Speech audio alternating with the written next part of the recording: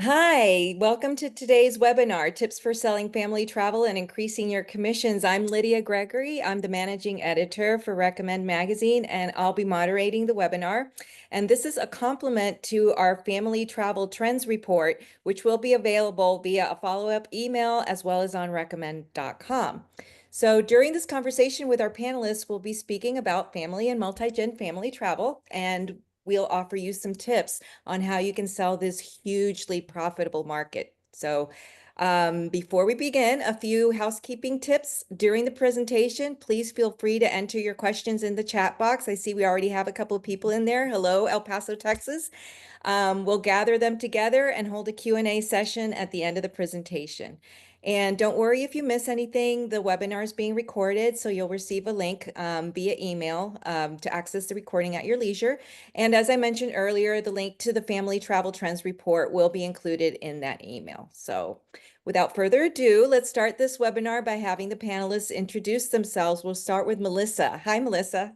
Hi, Lydia. Thank you so much. I am Melissa Sanchez. I am based in Northern New Jersey. I am a certified travel associate and certified travel coach. In 2010, I transitioned from the television news industry to the travel industry. And in 2012, I started my company, Spellbound Vacations. I specialize in family travel and empty nest travel, and I am also the co-host of a family travel podcast called Theme Parks and Passports. Awesome. Thank you, Melissa. Chelsea. Thanks so much, Lydia. My name is Chelsea Gambino. I'm based in Delray Beach, Florida. My background is actually in operations, nuclear medicine, and medical sales. In 2023, I got a wild idea to do 23 adventures in 2023 with my family. And then from there, my love of travel turned into a career that I couldn't be more grateful for. I specialize in family travel as a mom of two and couples travel. Awesome. Thank you, Chelsea. Welcome. Teresa, how are you? I'm good. I'm great. Thank you. Thank you so much for having me today. My name is Teresa Randall Terone. I am a travel advisor that is based in North Palm Beach, Florida.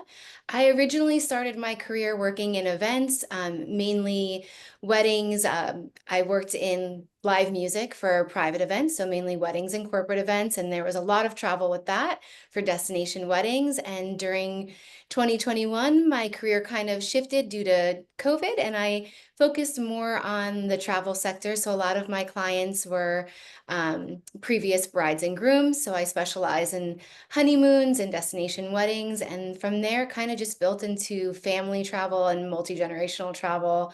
And so that's kind of where my niche is. Wonderful. Welcome. Welcome, everybody, and welcome to our attendees as well. We're going to go ahead and hop right into the questions. So we'll start with, what are the biggest trends you're currently seeing in family and multi-gen travel? And we'll start with you, Teresa, since we were just talking. Yeah, I definitely see a huge surge in multi-generational travel. I think it's a desire for shared experiences across generations. And now that we've kind of rebounded since the pandemic, a lot more families are coming together to make up for that lost time. Chelsea, do you want to add something to that?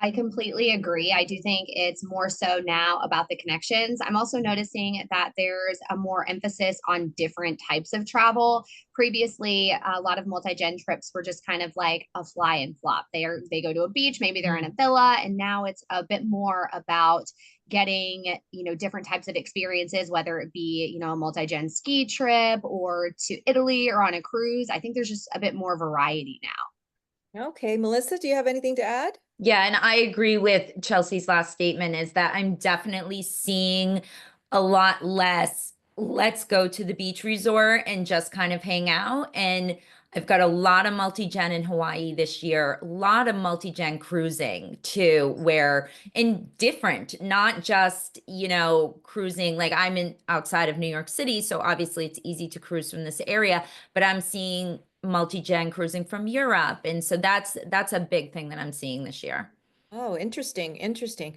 So next question, how has the demand for family travel changed in the past 2 to 3 years, especially as Teresa mentioned, we are post-pandemic. Do you want to go ahead and grab that one, Melissa, since you were chatting already? Sure. So I think one of the things that I have seen in the last couple of years post-pandemic is sort of these once in a lifetime trips. Like we've always wanted to go do this, so now we're going to do it. And I'll again reference Hawaii and the multi-gens I see going there, and the parents taking younger children to destinations like Hawaii and doing multiple islands because they feel like now's the time. Like, let's do it. It doesn't matter if the kids are little, if they're big, if we're going with grandma. We just want to go. We want to have these experiences and we want to do it together. So definitely a surging demand. Would you agree, Chelsea? Completely. I would say that post-pandemic family travel didn't bounce back. It's booming, to put it, simply. I think that families really started to reevaluate what was meaningful to them. And I think it really just brought to light how important travel is and making those connections and having those experiences together. So much like Melissa said, it's not really about someday. Someday is about now and really Mm. prioritizing that time. Did you want to add something, Teresa? I think Melissa and Chelsea definitely nailed it. That's Okay. exactly what I would agree with. Yeah. Awesome. So, Melissa, you did mention Hawaii, and the next question is, are there any emerging destinations that are gaining popularity specifically among families? So would you like to talk to that?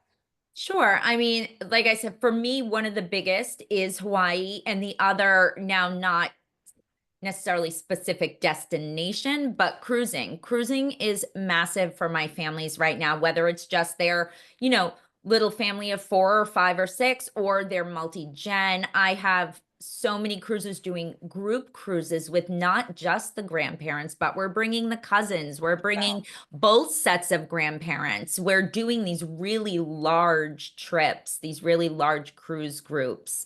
And that's really what I'm seeing. Chelsea, are you seeing any specific destinations or like Melissa mentioned, specific ways of travel? I agree with you for sure on the larger group cruises. I'm actually going on a cousin's cruise myself with my family Oh, in less than a month. So completely agree with that. I also think that people are definitely just more interested in where the people are not. So, I like to joke sometimes with my travelers that, listen, if it might be a little logistically challenging to get there, but there's probably where the people are not, and that's where I want to go. An example that I would use is I found Jackson Hole to be getting a little bit more popular as a ski destination versus just Colorado. It's maybe a little bit more logistically challenging with flights, depending on where you're based, since I'm on the East Coast. But people are kind of looking for, Amalfi before it's Amalfi. So another big place for me is Puglia. So I've had a lot of families exploring that region and have really, really come to love it. So I think it's definitely emerging destinations that are new and gaining popularity, but there's just a general interest now to explore more and in different ways. Teresa, do you have any destinations that are popping out to you with your family travel clients? I don't have a specific destination, but what I will say to add to Melissa and Chelsea, I am seeing a lot of cultural experiences blended with outdoor activities. So kind of joining the best of those both worlds and not just having, let's go to Italy and see every museum. And it's more of like, how can we, since people are going with their families and it's not just your nuclear family, it's like how can we have a little bit of everything, almost like a choose your own adventure in a way. Okay. Okay. Well, since you were talking about kind of the cultural aspect of it, which it's going to segue for me into this question about what role does meaningful travel and sustainability play in family vacations today? Teresa, do you want to kind of segue right into that one? Sure. I would say it's really about knowing your client, taking the time to have a consultation with your client, find out their likes, their dislikes, find out previous trips that they've already gone on so that you can compare what they loved about a trip and what they didn't like about a trip. Because families are increasingly wanting to enhance their experience, enhance those memories. And I think, being able to say to a client, hey, have you heard of this new resort? Or have you heard of solar powered hotels? Or have you heard of, which speaks, to what Melissa was saying earlier about having those experiences with wildlife and cultural experiences. It's really about kind of breaking the mold of the traditional, get to a destination and flop, like Chelsea was saying. It's really about an adventure and creating and curating memories for your clients. So the more you get to know them, the more you can personalize it to them. And I think that's where your sustainability and meaningful travel is really going to come into play. Melissa, I see you nodding. Would you agree with this? No, I would agree with it. And I've had, quite a few clients on the sort of agritourism side. I don't know if that's the exact correct I word think for so. it. Where they're going, and again, I'm going to use Hawaii as an example because I have quite a few clients going there this summer, but they want to go to the Alai Kula lavender farm or the Maui tea farm. They want to do the pineapple farms or the bee farms. Like, it's not just, again, let's go see the, dolphins when we go snorkeling. It's more of this, where can we really dive into the culture and the locations that we are visiting? And on the flip side of that, it's families who want to do, photography sessions while they're there, because you've got the family together where maybe all the cousins and all the grandparents haven't been together for years. And let's make these amazing memories and then have something we can bring home with us. Absolutely. Talking about meaningful, right? Very, Mhm. very deeply meaningful travel there. Like Chelsea's cousin trip that's coming up, right? So we'll pop into the next question, and we're going to be asking now, how are families prioritizing their travel budgets, and what kind of experiences are they willing to spend more on? Chelsea, do you want to start with that one? Absolutely. So I find that my clients are very similar in this regard to me, and I am happy to prioritize my budget based on anywhere I can save time. I feel like, you only have so much time, whether it's your paid time off or your child's school schedule that you're trying to adhere to. So I think what I'm seeing is that families are really investing in time saving upgrades, whether that's like a VIP, arrival service, private guides, anything that can nonstop. Flights would be another example, concierge level planning, which all of us I'm sure do, but those types of things are really starting to be even more meaningful to families because time is of the essence. And if you're going to invest, a lot of times it does make sense on those types of items. Right. Teresa, what are you seeing with your family travel budgets in your clients? A lot of my clients are really putting their budgets more towards unique experiences.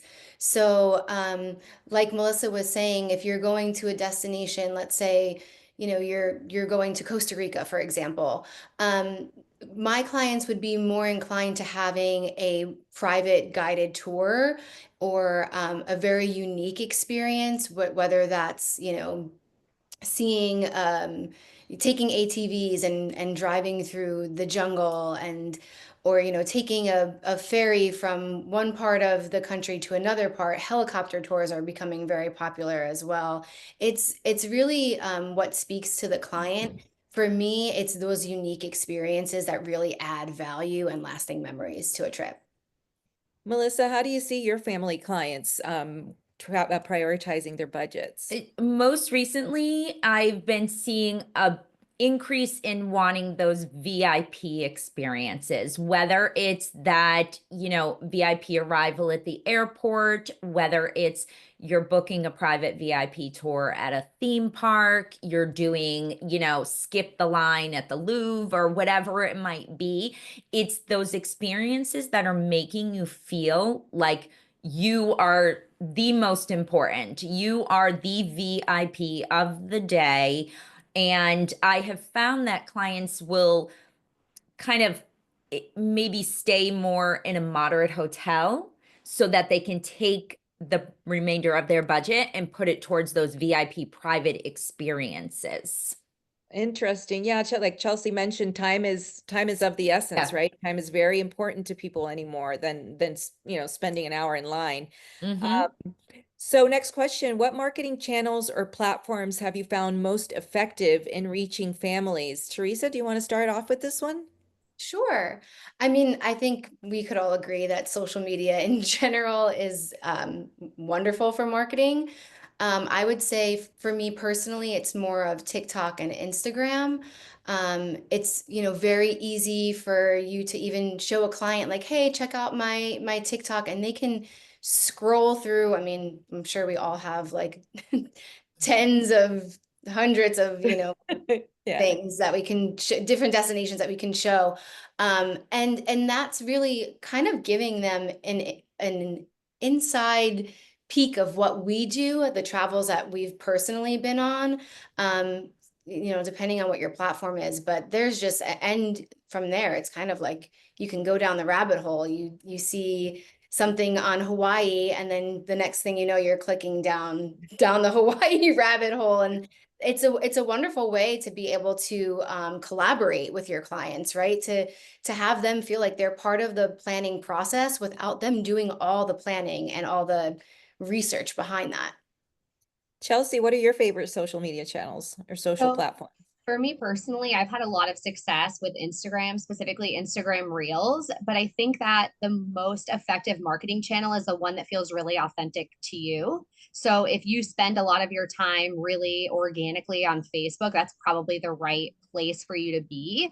I think when it comes to just marketing overall, but specifically on social media, it's the authenticity that's really going to sell. And I think I feel so strongly about this because of my sales background. But I think one thing that may get lost when we're thinking about planning travel is, they want to go on a trip, and Italy may sell itself, but to really hone in and get loyal clients, they need to be committed to you as a person. And I think that social media creates a great way to create relatability. So not only are they maybe seeing the trips that I am taking with my family, but they're seeing me, how I talk, how I interact, what my sense of humor might be. And I think that, I like to say that I want my clients to feel like, I'm their best friend, because really that's how it started for me, was friends reaching out about planning after the trips that we had done.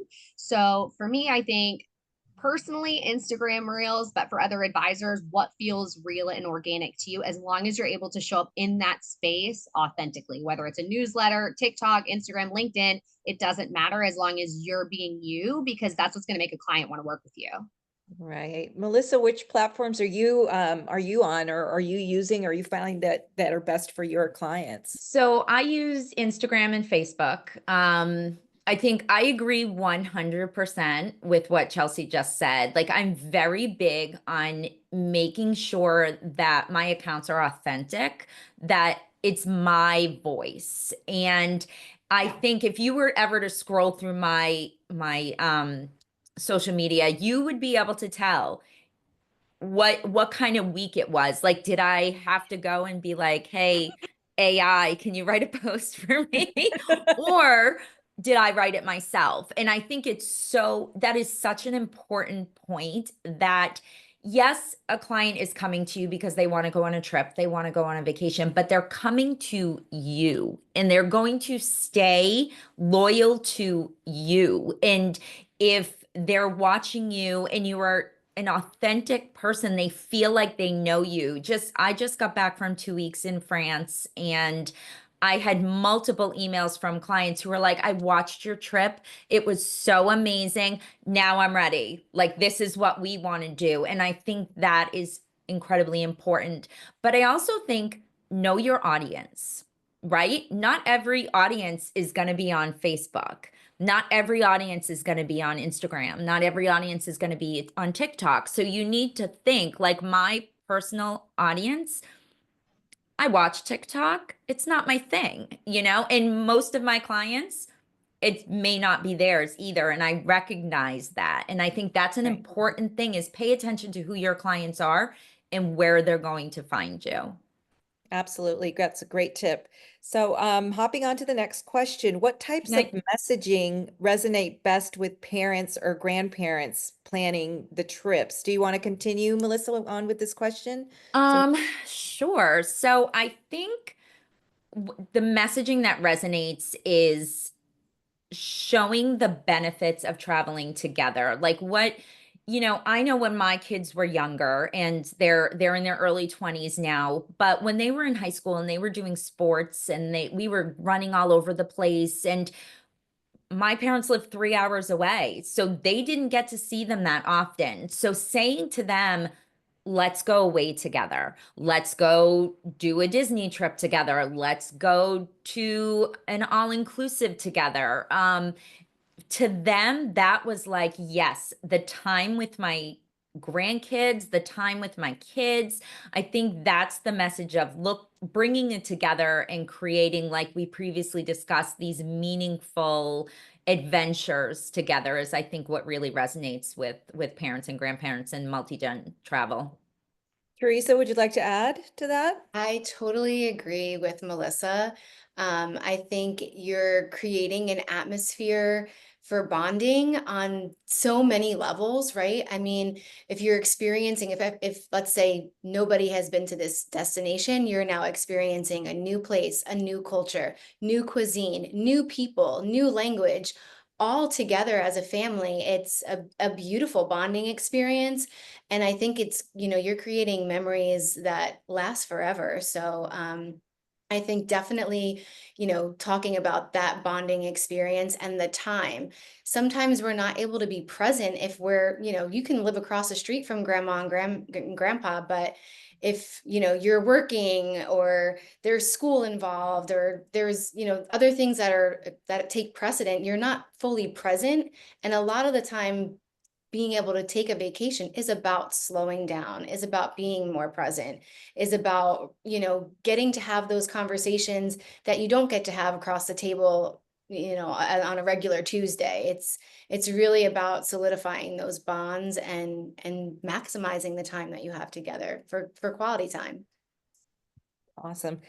Chelsea, would you like to add something? We'll pop on to the other question, the next question. I think that it's just everything is sort of just how you position it. And I think that, of course, I agree with what Teresa and Melissa said, that there's that emotional tug of like, let's bring everyone together. And this is going to be, core memories are made and things like that. But I also think that as advisors, it's our job to really position it that the logistics may not be as overwhelming as they seem, and that it's worth it in the end. And that sometimes, even if the appearance is that it might be challenging or whatever, sometimes challenging things, it may take a little bit of a challenge in order to get to the end of something, amazing. Yeah, it's true. So I think we sort of started touching on this next question, Chelsea. How do you position multi-gen travel as a valuable experience and not just a logistical challenge? Do you want to take that Right. one? Yeah, exactly. Yeah. So I Following up think on that's what you I was starting to gonna say. So I think that that's our job as advisors is like, hey, listen, you may feel that it's a logistics nightmare, but it's my job to kind of cut through the noise of what everyone's wants and needs. And it's my job to kind of tie it up together and put it in a nice little package and really sell it to everyone. And here's how it checks all of the boxes. So I think that in some ways, while it can be overwhelming on the advisor side, that multi-gen or even groups really can be the easiest in some ways to sell, because we have the ability to say, hey, we're taking all of this chaos off your plate and now it's us, and we're not just coordinating chaos, we're curating these bonding types of experiences, and with the right planning partner it should feel effortless to your client. Melissa, what are your thoughts on that? No, I agree. And I think it's, clients, when they're looking at doing a bigger trip, a multi-gen trip, whether it's just to an all-inclusive, whether it's on a cruise ship, it can be overwhelming to somebody. And it is definitely our job to take that pressure off of whoever the lead guest or Pied Piper, so to speak, in the group is, and say, put it on my shoulders. Like, tell us what we're looking for. I know when I've done multi-gen trips, I've done Zooms with everybody. Like we've gotten just about everybody on and said, okay, tell me what you're looking for. Like, what is it that everybody wants in this trip? And then taking that information and putting together something that works for everybody, as opposed to grandma or mom or whoever it might be, trying to get everyone to return her texts or her phone calls or her emails and getting it all together. We do that for them. Teresa, would you agree? 100%. Totally agree with both what Melissa and Chelsea are saying.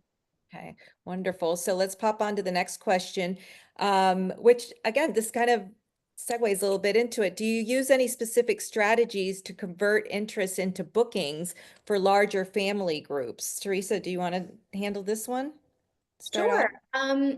I think, you know, there's no right or wrong strategy, I would say. I would think it's really, for me personally, it's really about getting to know my client. And just like Melissa said, if that means having a Zoom call where everyone can kind of give you their initial input, that solidifies, the type of trip that they want, what their interests are, if there are any challenges. Sometimes, grandma and grandpa can't go up and down, steps, or whatever the needs are of this specific group. It's very helpful to know that up front, because then we're able to properly manage their expectations and what is going to make for a seamless experience for this particular group. Chelsea, I think this question really talks to your sales experience, doesn't Yes. it? I like to just remind people how long it takes in general to plan a trip. I'll often say, your time is so valuable, and I can hear in your voice that you're a little bit overwhelmed, and like, what's overwhelming you? And most of the time when you ask those questions, you're able to peel out what I would call like the sales objection. And they're saying like, I'm overwhelmed because I'm worried about the time that it's going to take. And then that's like a perfect way for you to just say, here's the value that I provide. Here's, my services. Here's what I can do. So I really try to speak to the time, because anyone that's planned a decent sized trip, especially multi-gen, realizes how much time and logistics are involved. The other thing I like to do for my clients is really like simplify it for them. So when I'm looking at trips, I have something that I call my 3-3-3 framework. So 3 great meals, and a great meal to you could be this random like truck on the side of the road, and that's okay. Or it could be a Michelin starred restaurant, but 3 great meals that like everyone sort of agrees on. 3 very intentional experiences that really appeal to the masses, that grandma can do with her maybe accessibility limitations, that the smallest ones will enjoy, whatever that could look like. And then 3 open blocks of time, because even, as advisors, we'll do the best that we can to get everyone's preferences aligned, but there's still going to be things that maybe mom wants to do that dad doesn't, or whatever. So I try to structure trips that way and really iron out those core pieces and then build out the rest. Melissa, do you have any strategies that you use in this regard? I think for me, one of the most important things to do right from the start is to get out of your email. And what I mean by that is get on a phone call, get on a Zoom. The back and forth of an email could be 25 emails before you've figured out exactly what they're looking for. Set up a call, even if it's just quick, to be like, okay, tell me who's traveling. Tell me, what are our ages that we're looking at? So you have all those little details. And then if it's easier, you can always jump back into email and go that way. But I think it's so important to speak to somebody so that nothing is lost in translation. You're not missing anything. They're not misunderstanding anything. And then you can really jump into the nuts and bolts of the trip itself. Yeah. Communication is key. Yes. Definitely. Yeah. So next question is, what are your best tips for upselling or cross-selling to family travel clients? Teresa, can we start with you? Sure. I think for me, it's personalized recommendations. Oh my goodness, can't speak. For those families' interests. So if that, knowing your family's interests is super helpful, because you can say, oh, these are families that love cooking classes or that really love exploring. So maybe I'm going to offer them an excursion where they're riding bikes through, I don't know, Tuscany, or, it's really about enhancing those travel experiences. And I think when you're able to do that and really understand your client, it's almost seamless, because they're telling you what they want their trip to look like, and you're just bringing those items to them that they've already said that they like. So the more you hear and communicate, like we just said, communication is key.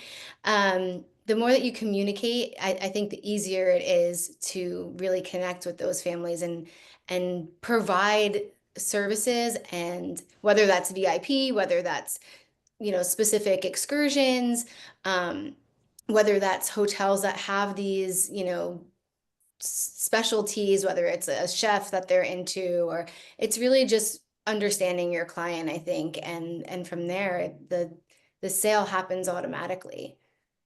Chelsea, how do you handle upselling or cross-selling with your clients? I think exactly like Teresa said, it's knowing your client. I try to keep probably ridiculously long notes on clients because you just don't know what information you could use later for something else. Also, when I do my proposals, I try to tie it back to something that they said to me. If they're on a really tight timeline and maybe that was of a concern, and I'm gonna maybe pitch something that's a skip the line, I'm gonna say, I know you're concerned about the time that you're spending in Paris and maximizing it. Here's how.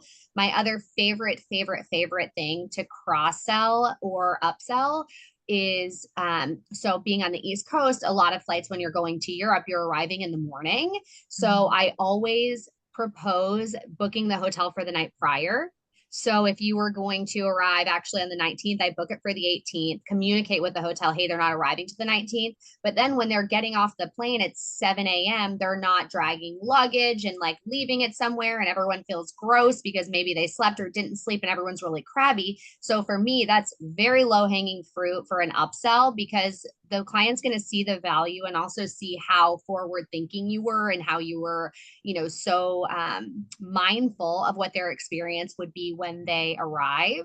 I'm also a big proponent of travel insurance. I think that's a great opportunity to upsell because, things can happen and we can be really amazing at our job, but I cannot prevent everything from going awry. So I think that's another good opportunity. So I would say anything that can save them time, because time, as we've all said, is of the essence. The hotel the night before on arrival, specifically for anyone that's going on a long haul flight, and then travel insurance would be like my 3 go-tos for upselling. Melissa, what are your go-tos? So I think for me, one of the things that a strategy I use for upselling or cross-selling is personal experience. And whether it's personal experience with booking the hotel for the night before, or whether it's a skip the line that I experienced, or travel insurance is a big one that I use personal experience for, where people, when they're kind of like, I don't really know if I need it.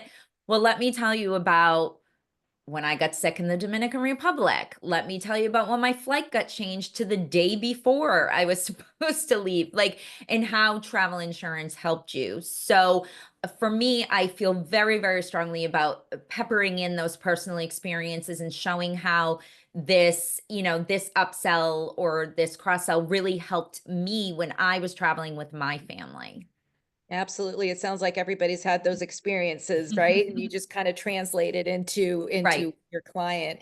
Definitely.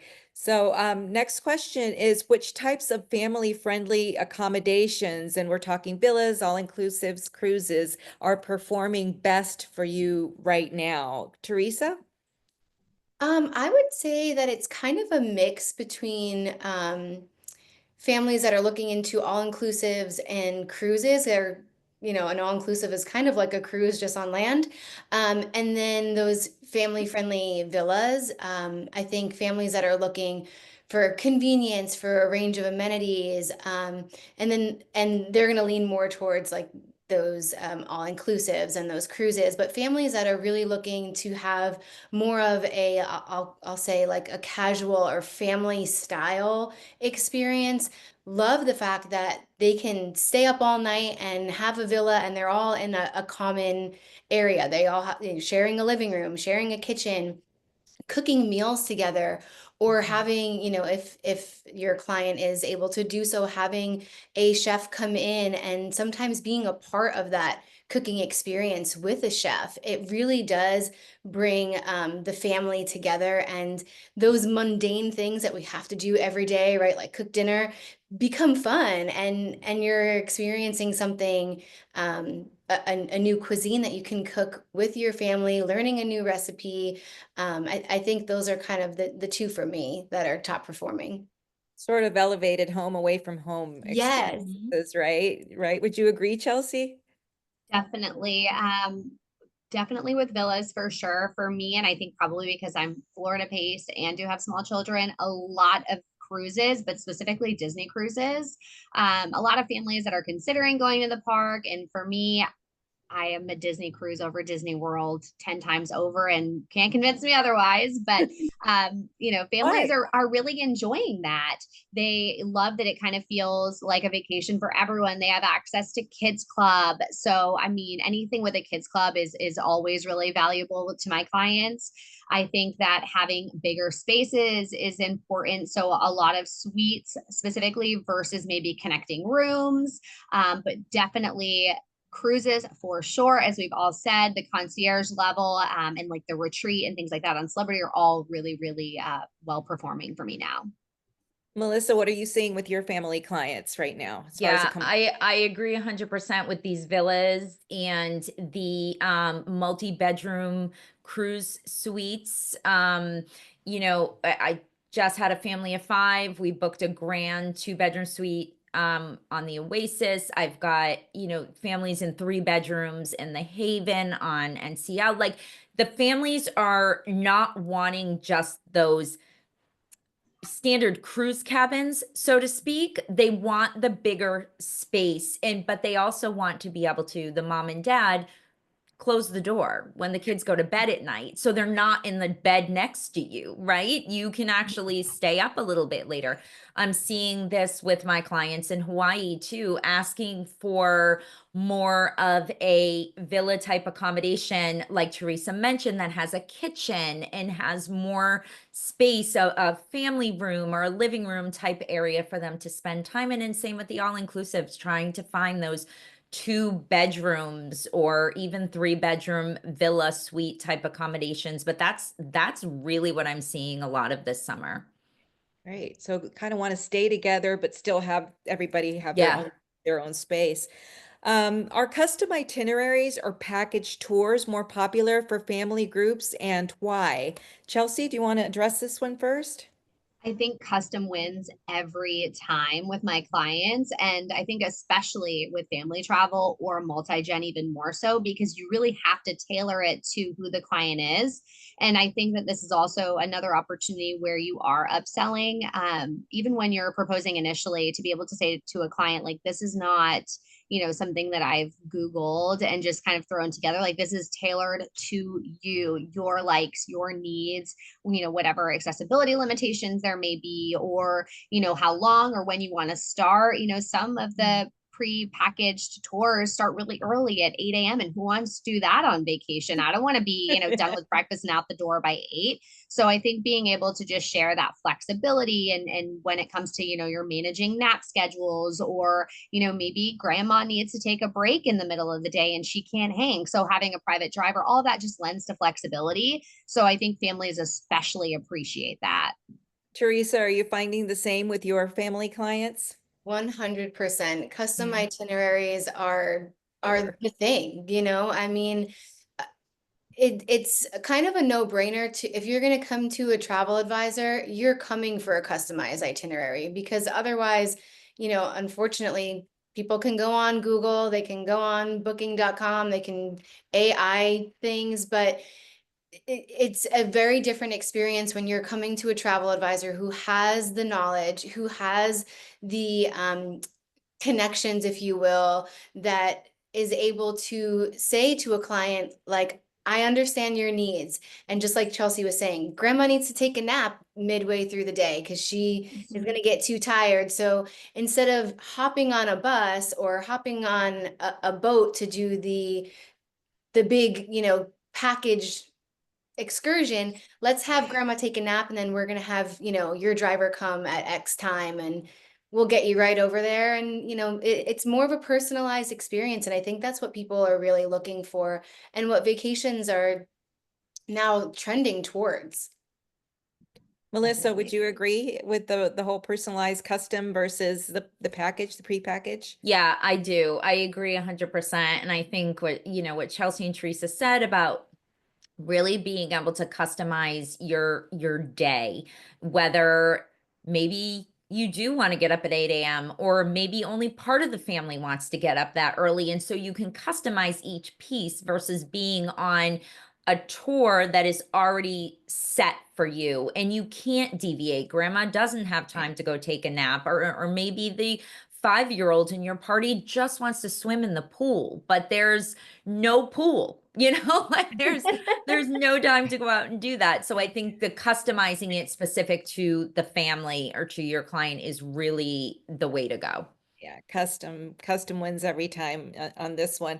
So how do you handle differing preferences? Because with a group, there's going to be differing preferences, I can speak, or budgets within the multi-generational groups, because not everybody is on the same level. Chelsea, what would you say to this?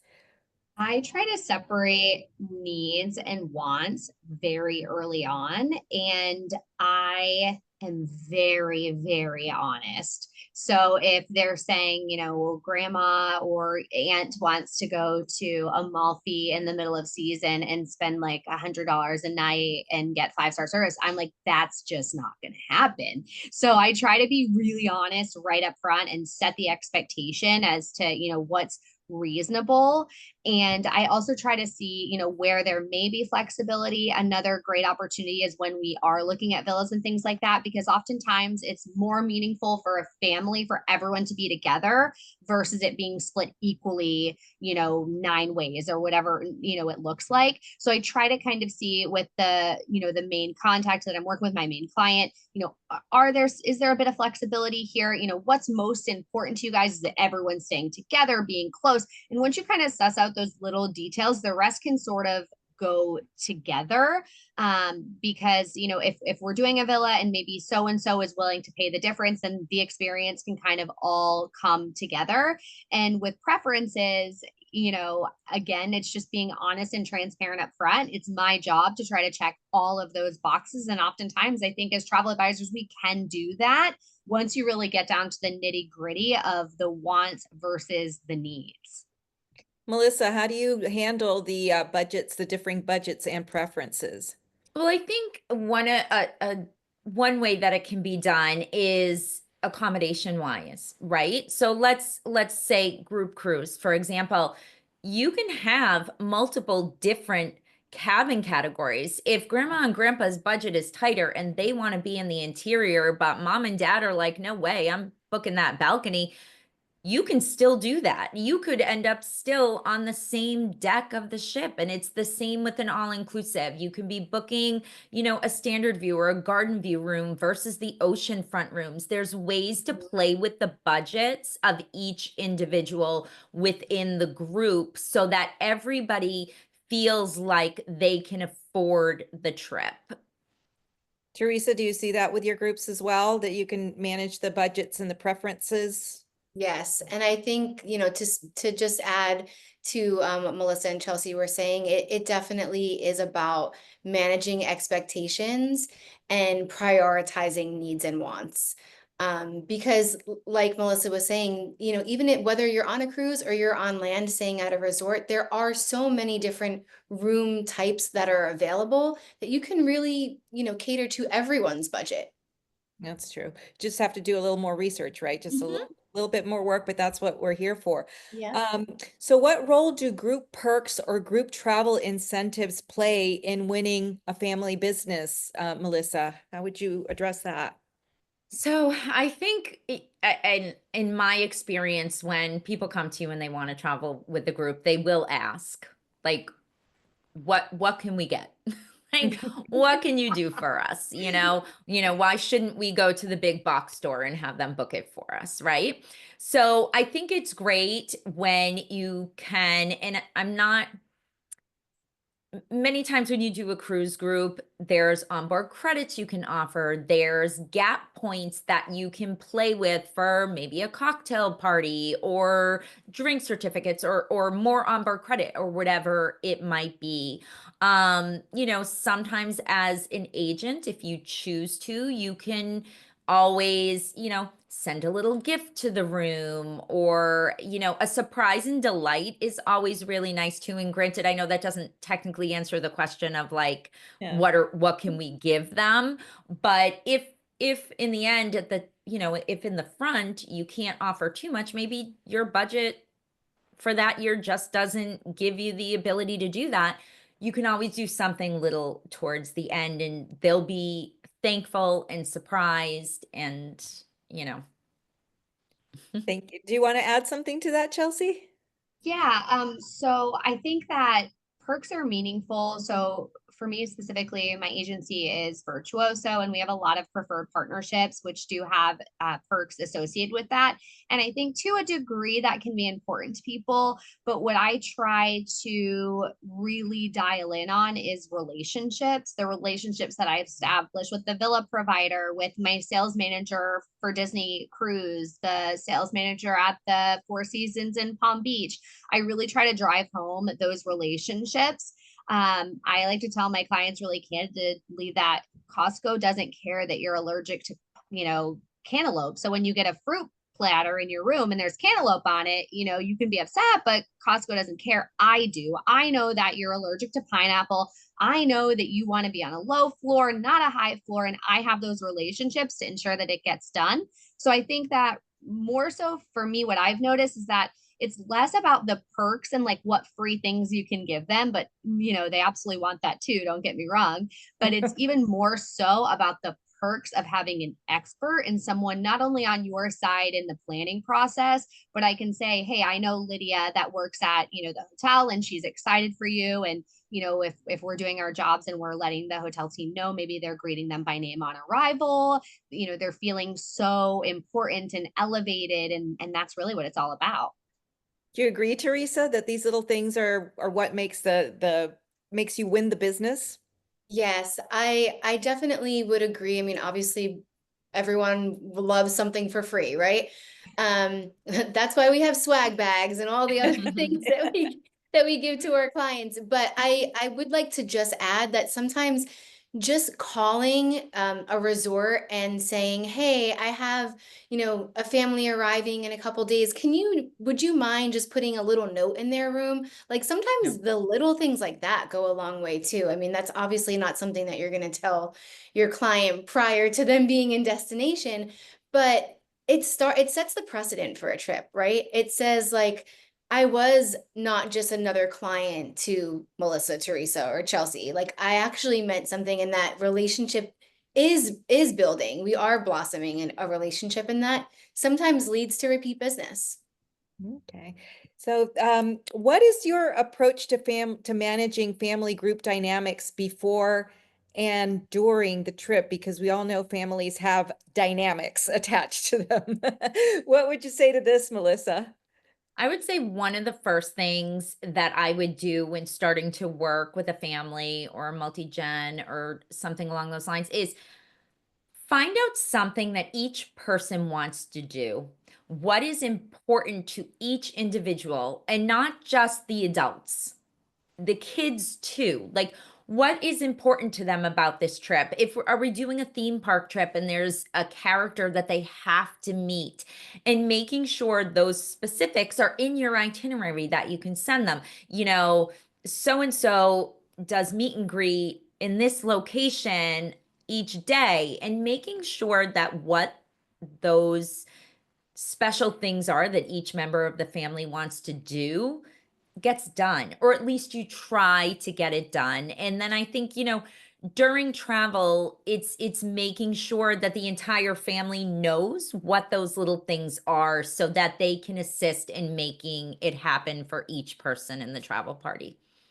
Chelsea, would you agree with Melissa's management of the expectations? Definitely. I think that you do have to know kind of upfront where everyone stands. I'm also really firm on really having one contact because I Mm. think that it could be like mom said no, so I'm going to go ask dad sort of thing. And then things can really get lost in the sauce there. So I'm really firm on like having one point of contact.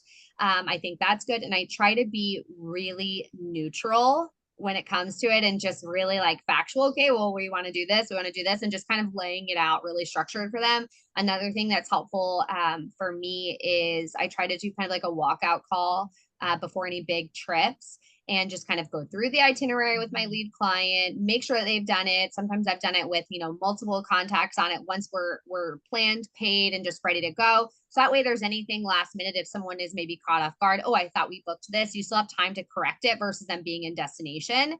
I also send my clients what I call a know before you go guide. So it has any question they could probably ask me in already written out: how to navigate through the airport, what does your transfer look like, the exchange rates, the money, like all of that up front. And I try to give that to them a couple weeks before travel, so they also have time to digest that as well.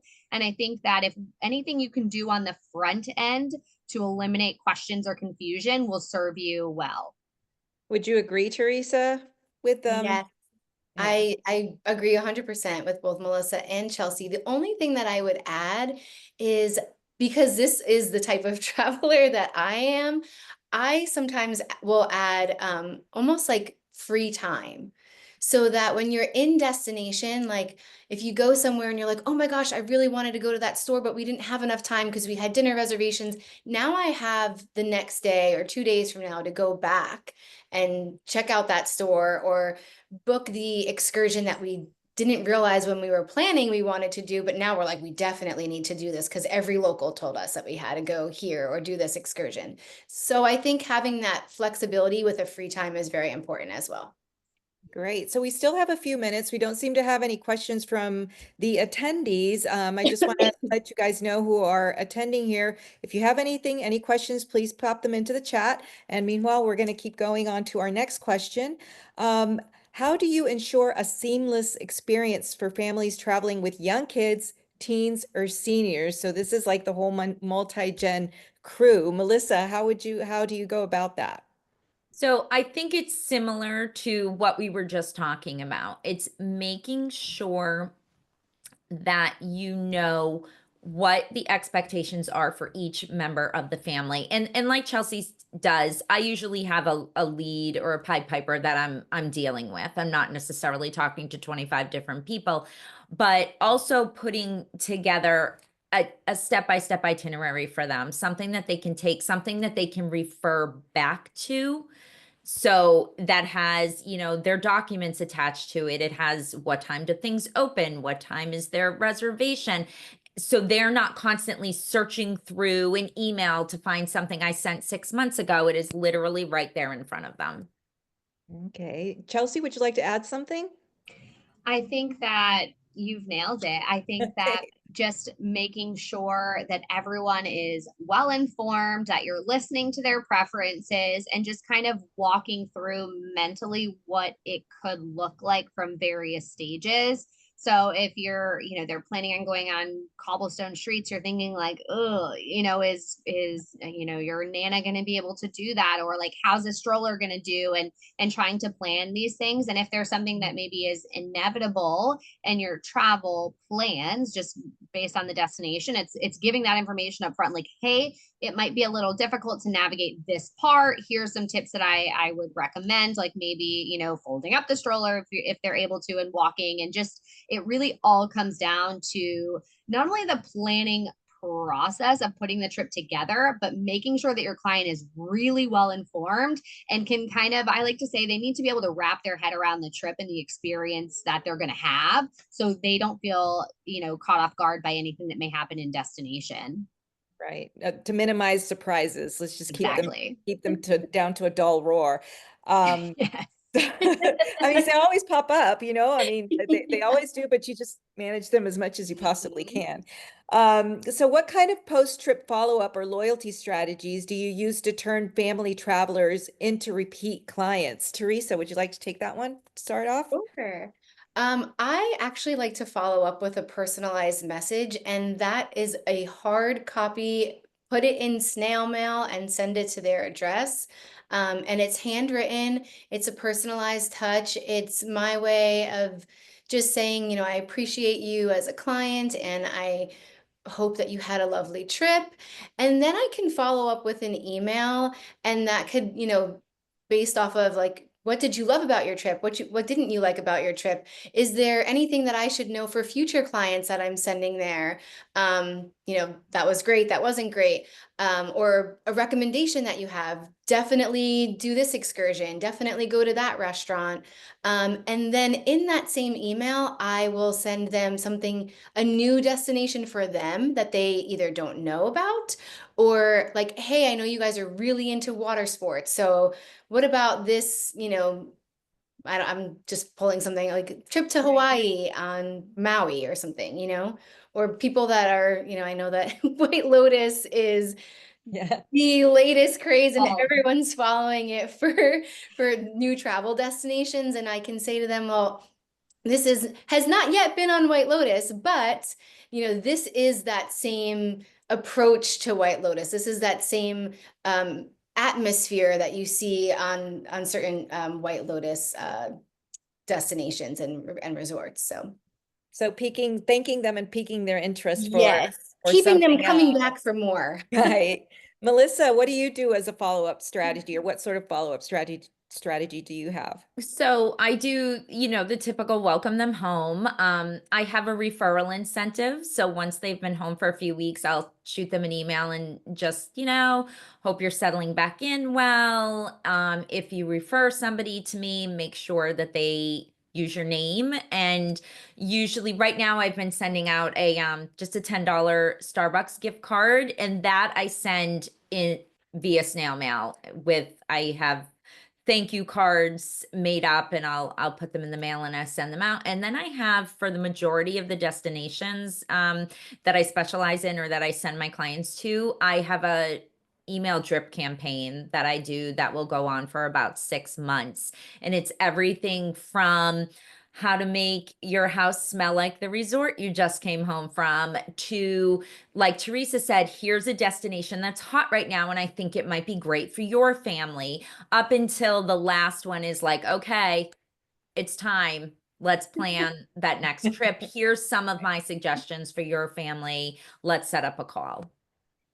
What do you have in that respect, Chelsea, as a follow-up and sales tactic? I like to just keep top of mind, even if you're just saying happy birthday to them, checking in. Since I do utilize social media, something really simple is if your clients are following you or you're following them, if they're anything that they say, spring break's coming up, it's so many days until summer, I am like messaging them, so excited for summer. What are your plans? And I think just approaching it as, you know, their travel partner is really important. I also send handwritten thank you cards, follow up via email as well. But my approach is definitely like, I want them to feel like, oh, I have someone in my corner. So you have a handyman that you trust in your home that you'll call when your, you know, things broken. And when they're thinking about travel, I want them to just always think about me and be able, I also try to make myself pretty accessible. And I think that that also helps.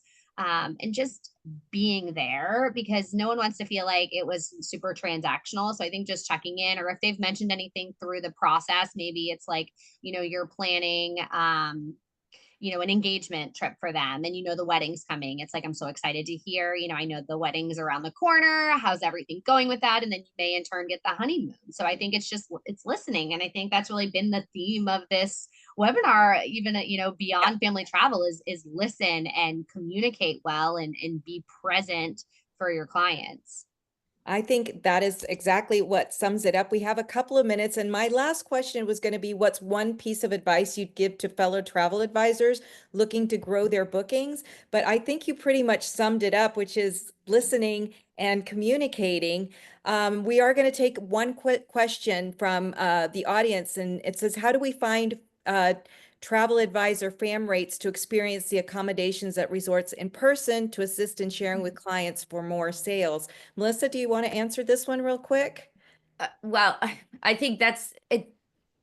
That's like a multi-answer question, how to find the Multiple fam rates. choice. It really is going to depend on where you want to go and who you want to, what destination you want to experience, what hotel, what cruise line, what theme park. I mean, there's it involves training, some involves if you don't have your own IATA or CLIA card yet.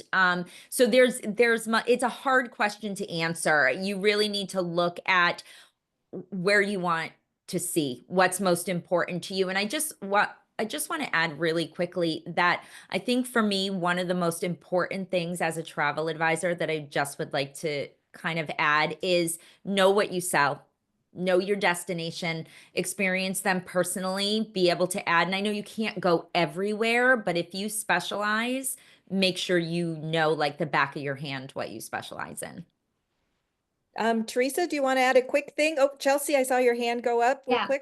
I just wanted to add that as far as advice go, and I know we've talked a lot about communication, but I try to think about it as we're not planning trips and we're not really planning travel. We're planning experiences. We're planning a feeling. What's it going to feel like when you're there, and leaning into that. And I like to say that we need to probably listen like a therapist. We need to plan like an operations manager at the best corporation you could think of, and lead like the world's greatest concierge, because that's really all the hats that we're required to wear. And with regard to the rates for travel advisors, I would definitely encourage you to start with your agency. So certain agencies, depending on whether you have a host or not, oftentimes have policies that may be associated with getting a travel agent rate, and also, like Melissa said, having an IATA number and things like that. So I would probably start with a contact that you trust and can chat with within your host agency, and go from there. Teresa, do you want to add a couple of words before we sign off and thank everybody? I definitely agree with both of these ladies. I would only add for this last question that we had, relationships. Your relationships are so important. You can have say you want to look at a resort, you want to do a tour of a resort. If you already have that contact, nurture that contact, check in with that contact, and not just when you need something like, hey, what's going on? Like, what's exciting about the hotel? Anything new? People, they want to brag about especially if they're in sales, they want to brag about what's new and exciting about their resort. So sometimes just having that relationship will open doors for them to say, oh yeah, by the way, we just renovated our pool. You should come here and check it out, and offer it up to your clients, or post it on your social media. So for me, I think relationships are so essential in this line of work. Thank you so very much. Thank you to our travel advisors, Chelsea, Teresa, and Melissa. Thank you to all the attendees. Thanks for these wonderful tips on trips. Thank you for these wonderful tips on trips. And I just wanted to add that we have a quick survey at the end. And don't forget, you will be receiving a recording of this, plus our travel trends report as well in the email following. So thank you, everybody. Thank you very much, and have a wonderful day.